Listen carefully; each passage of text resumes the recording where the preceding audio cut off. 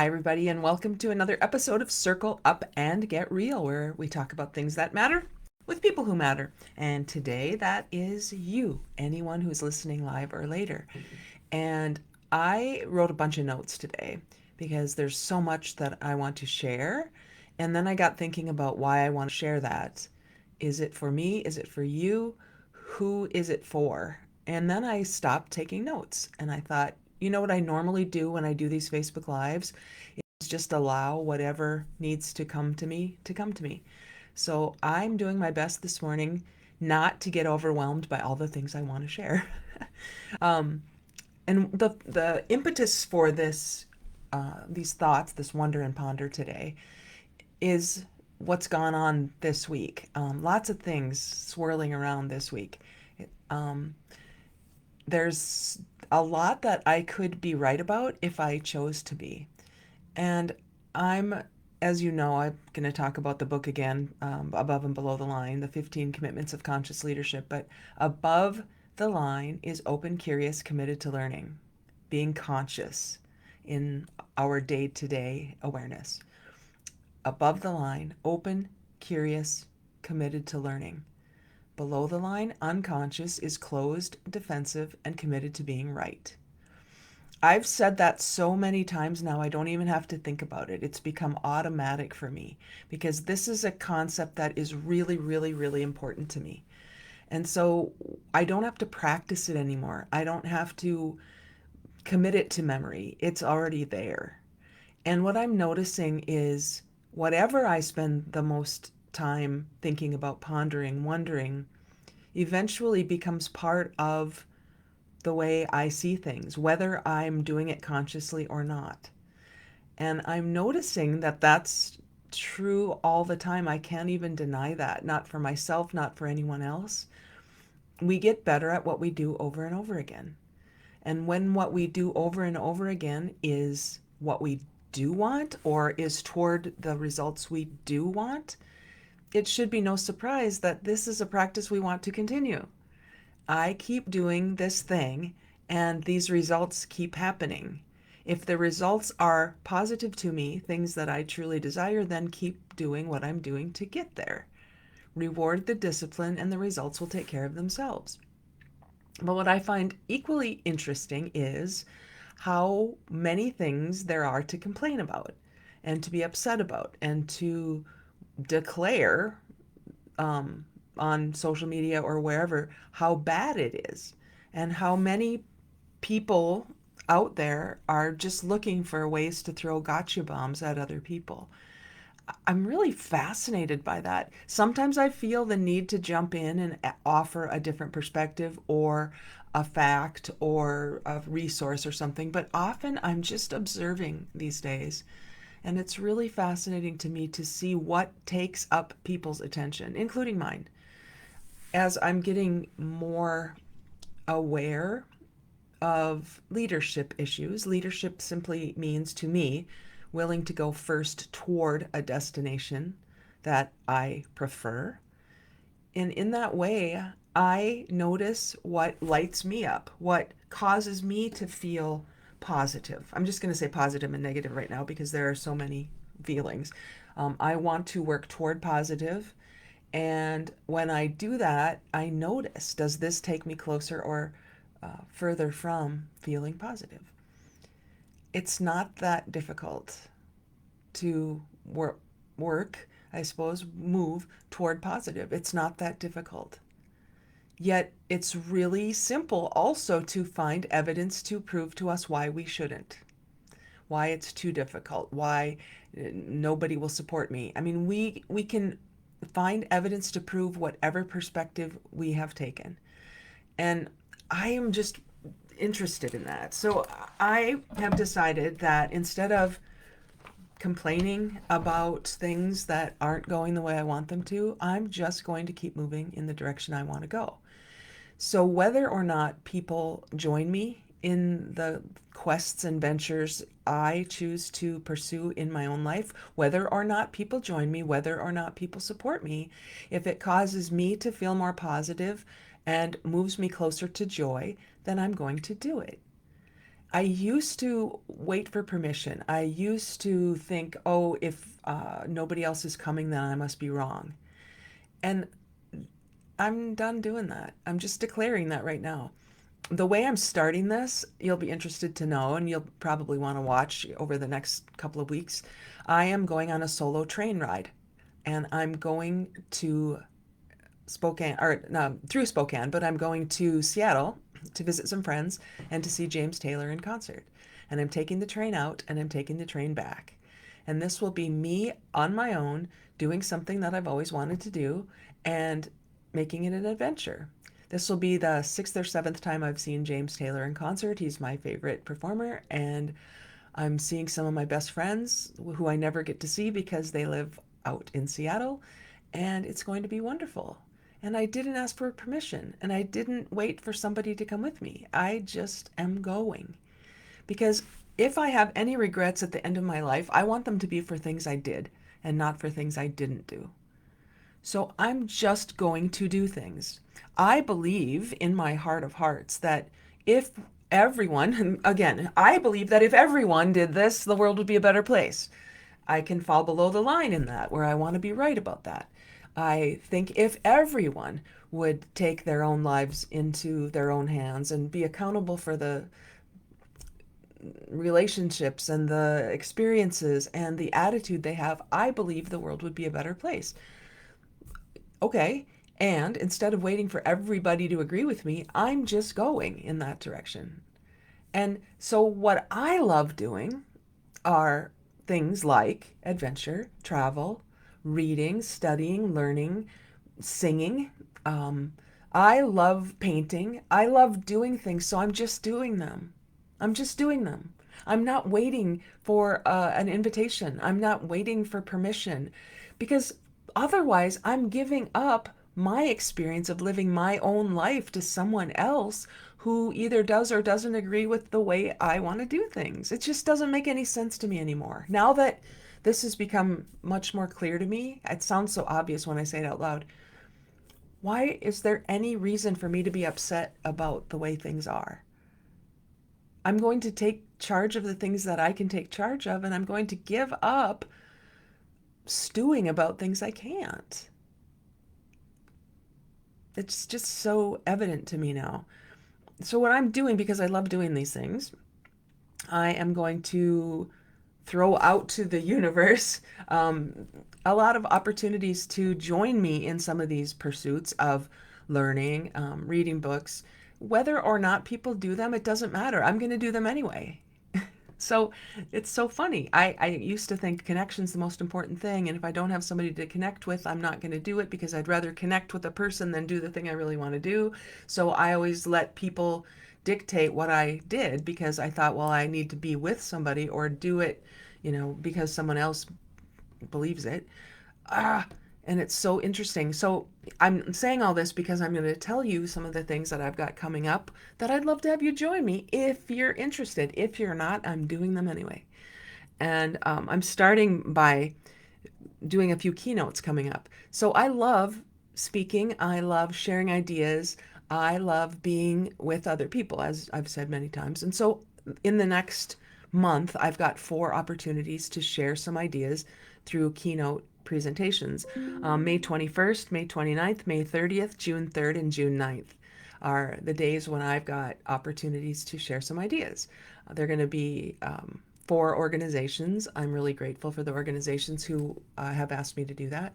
I met yesterday with someone and we're planning something we're doing in August in Madison, Wisconsin. So there are a lot of fun things coming up. And instead of lamenting about how, oh, nobody wants to study what I'm studying or nobody, okay, so shut up, Jodee. Just do it. So I'm also having a few opportunities for people who might want to join me. We're doing, James, my mentor, and I are going to be doing a 6-week study of the book Think and Grow Rich in 10 Minutes a Day, which is tiny. It's a tiny little book. It gives the overview of the 13 principles of success. as written by Napoleon Hill back in the 30s, and I've studied the whole book many, many, many, many, many times. But there's no reason for people not to participate in this if they want to do an overview. We're going to touch on all of the principles. We're going to talk about it. It's way more important, I think, what we talk about and how we make these concepts real in the sessions than maybe it would be just reading the book on our own. At least that's what I think for me. So that's starting June 18th and goes through July 23rd. It's virtual. It's at 11 a.m. on Wednesdays, 11 a.m. Central. And it's $149 for the 6 week study, which includes the book and the access to all these people who are going to be studying this with us.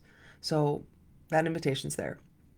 I also really want to reread Brene Brown's book, Dare to Lead. And I love reading books with people. And so I'm going to start that on in June. I think it's June 8th.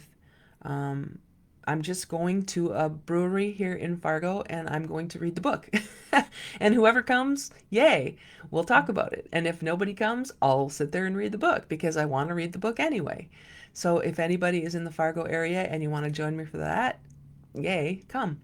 I'm also conducting another Real Me intensive 6 week, 2 hour a week course, which starts June 11th and goes through July 16th.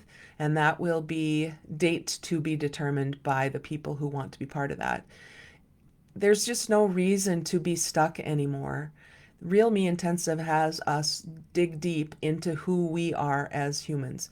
Who am I really? We get radical about that. Radical means getting back to the root. We jump into energy and how we bring or exist in energy. We talk about our own personal authenticity, and then we do what we can to remain learning focused so that we can stay above the line, open, curious, committed to learning. And then at the end of that session or of that 6 week course, we actually start developing our own destiny statements, which lead us to what am I here for? What am I here to do? And I think I'm going to add a new part to that this year based on some of the things that I've been learning up to now. So that course always kind of evolves. If you want to be part of that, I'd love to have you join us for that too. I do want to start singing again. I love a cappella singing, and for 15, actually longer than that, for, oh, golly, 30 years maybe, I've sung in a barbershop organizational quartet chorus somewhere. And for the last 5 years, I haven't because when COVID hit, I stopped going to the chorus I was singing with in Minneapolis. And the chorus kind of shut down for a year or so. And I never went back because that's a long drive 3.5 hours one way to sing for 3 hours and then 3.5 hours back home. It got expensive and it was time consuming, and I miss it. So I do want to sing at some point. I want to sing something a cappella with someone somewhere. I'm not a solo singer. I'm an ensemble singer. So I do want to do that, just putting that out. And what I'm recognizing is the statement, why not, is compelling me to move forward. Why not? Why not me? And what if? Not what if it goes bad, but what if it actually works? What if I could? That is a move toward positivity for me. What if it were possible? And then every activity I take has more of an upward energy than a downward energy. And I made that decision. I'm making this choice. I've always, pretty much been wired this way. Yet when I think about this summer, what am I waiting for? Why not? And what if? And I'm doing the things I'm doing not out of willpower. Willpower. We talk about having willpower to lose weight or to get in shape or to whatever, be diligent with our finances. I want to experience my life for the last part of my life, not from wants, like I want to, but I will. I just will. And not from willpower, but from willingness. To me, there's a difference. Willingness to do whatever it takes without violating the rights of others in order to experience the things I truly want to experience. That's a willingness, I'm willing to do that. I'm not putting my nose on the grindstone and hustling and grinding and, willing it to happen. That's different. As I open up my mindset toward what I do want and I notice the forces I wish to use and the cooperation of other people, it just keeps showing up. So I'm putting out there, I just told you I want to sing again. I don't know where that's going to go. I want to do that. Will I? We'll see. Am I willing? Yes. I also want to do more keynote presentations. I want to get in front of more organizations. I want to have conversations that light people up. I want to be the light for people who are feeling a little bit dark right now. I want to have conversations that inspire. Will I? Yes, because I can't not. I'm willing to do whatever it takes to have that happen. And what I've recognized is I don't have to wait for invitations. I can actually invite. Duh. So I can invite someone to, let's just go have coffee. And then we'll see where the conversation goes. And if the conversation doesn't go in the direction that I would like it to, toward positivity, it's just a conversation. It doesn't mean anything was wrong or bad. And I don't have to take on somebody else's negativity. I can remain positive and they can choose it or not. It's not like I have to be right about this. And what I'm recognizing when I shift toward what I do want, I notice more YouTube shorts. I notice more videos and social media posts and things that are more positive. And that could be because I've curated my feeds pretty well, not to be, exclusive of reality, but to reframe things out there.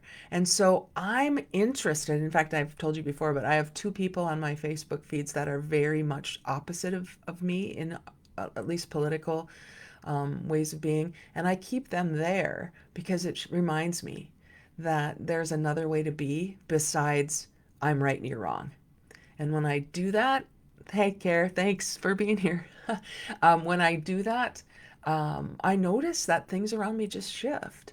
And the things or the situations themselves might not change. We might not, let's just use the weather. It might rain, and I don't want it to. But I won't be upset about it raining, even if it doesn't turn to sun. I have the authority and the agency for my experience of living. And so when I can do that, I offer things, and if people take them, great. If they don't, I'm not going to be attached to that. I'm not going to be upset or sad or disappointed if people say yes and don't show up. I am just going to do the things I want to do, even if I'm doing them by myself. So in that spirit, the invitation is there for these things I've told you about. Think and Grow Rich in 10 Minutes, starting June 18th. Dare to Lead, Brene Brown, starting June. Oh, I don't remember the date, but if you're interested, just let me know.